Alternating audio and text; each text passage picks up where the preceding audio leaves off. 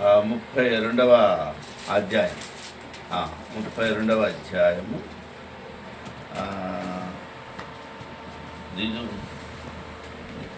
31వ అధ్యాయంలో ఉన్నది.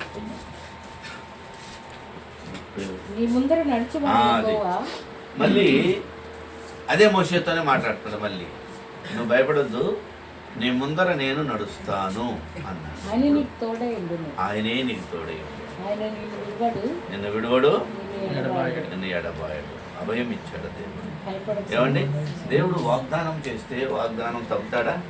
భూమియు ఆకాశములు గతించినను గతించిపోతాయి, కానీ ఆయన వాగ్దానాలు ఎక్కడా కూడా బొల్లైనను సున్నాయనను గతించుకోవడానికి వీలు లేదు. అందుకనే నేను ఒక పాట రాశాను. వాగ్దానము చేసిన మన దేవుడు నమ్మదగిన వాడు, నీతిమంతుడు. వాగ్దానము చేసిన మన దేవుడు నమ్మదగిన వాడు, నీతిమంతుడు.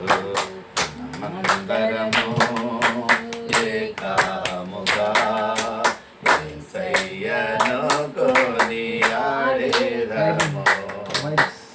మనమందరము ఏకముగా యేసయ్యను కొనియాడెదము.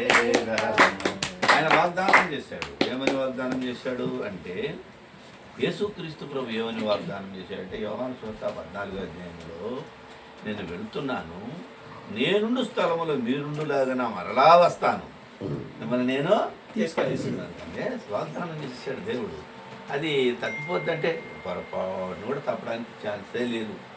ఏమంటే ఒకవేళ అది భూమి ఆకాశం గతించిపోతాయని వాగ్దానం. అలాగైతే మరి ఇక్కడ మోషేకు కూడా మళ్ళీ ఏమని వాగ్దానం చేస్తున్నాడు ఇక్కడ అంటే, నేను ఎంత మాత్రమును విడువను అన్నాడు. అంటే నీ ముందర నడుచువాడు యెహోవా, అంటే దేవుడే నడుస్తాను, నీకు భయపడద్దు. నువ్వు నిద్రపోవడానికి భయపడుతున్నారా? ఎట్లా ఉంటుందా అని. ముందు అన్న వచ్చాడు, మనకేమో సంతోషంగా వచ్చేసాం. ఇప్పుడు మన ఇద్దరే పోతాం, ఎట్లుంది అనుకుంటున్నారా? అదిగో కొంచెం బదులు ఆయన వస్తున్నాను, కొద్దిగా ఉంది ఉంటుంది. అందుకే కదా దేవుడు అభయం ఇస్తున్నాడు.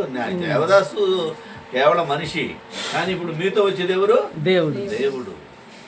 కాబట్టి భయపడాల్సిన అవసరం లేదు అంటున్నాడు. కాబట్టి మనం నడుచువాడు అంటే యెహోవా, ఆయన నీతో తోడై ఉండును, ఆయన నిన్ను విడువడు, నిన్ను ఎడబాయడు. భయపడకుము, విస్మయమందకము అని ఇశ్రాయేలుల అందరి ఎదుట అతనితో చెప్పాను. వీళ్ళందరి ఎదుట ఇప్పుడు దేవుని వాగ్దానం మీద చెప్తుంది. ఆనాడు ఎవరితో చెప్పింది? మోషే.